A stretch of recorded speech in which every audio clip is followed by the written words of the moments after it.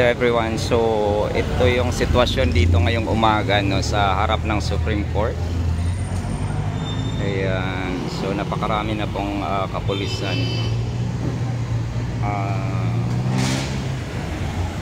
Ayan. So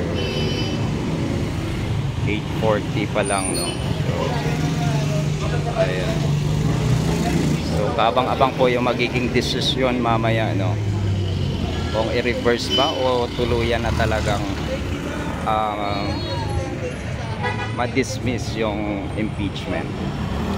Ayan guys. Ayan, dami ng mga kapulisan ngayon or mga kasundaluhan no, na nandito sa harap mismo ng Supreme Court. So hanggang doon no. Ayan.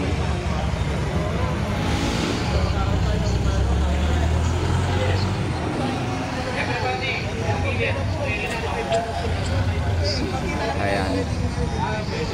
8:40 pa lang. Pero ang dami na pong mga kapulisan.